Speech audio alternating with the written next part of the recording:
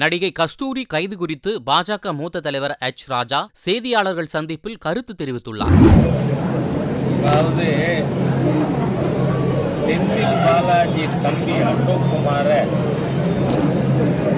இதுவரை கைது பண்ண பக்கற்ற காவல்துறை ஏன்னா ஏன் கைது பண்ணலை இல்லை அதிகார வர்க்கமே ஒழிச்சு வச்சிருக்காங்க தெரியல. அதே மாதிரி மாண்புமிகு பிரதமரை கண்டம் துண்டமாக விடுவேன்னு சொன்ன ராமு அன்பரசனை இன்னும் கைது பண்ணாமல் மந்திரி சபையிலையும் வச்சிருக்காரு ஒரு முதலமைச்சர். ஒரு முறைகேடான அரசாங்கம் இது.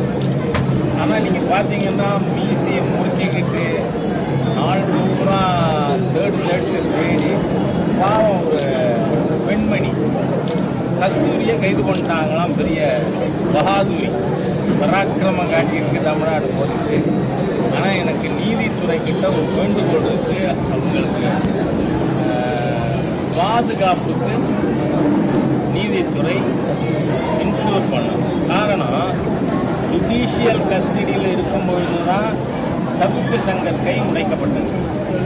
அதனால் தமிழக காவல்துறை தமிழக அரசாங்கம் எவ்வளவு மோசமாக வேணாலும் நடந்துக்கும்.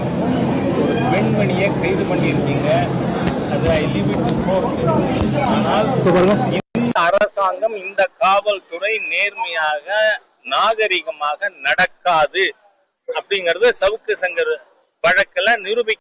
when he was in judicial custody அவர் கையை உடைச்சிருக்காங்க. அதனால ஒரு பெண்மணிக்கு தக்க பாதுகாப்பு வேணும். அதனால நீதித்துறை தான் இதை என்ஷூர் பண்ணணும்னு கேட்டுக்கிறேன்னா, இது நான் சொல்றதுக்கு இதற்கு நீங்க என்ன வேணா கேட்கலாம்.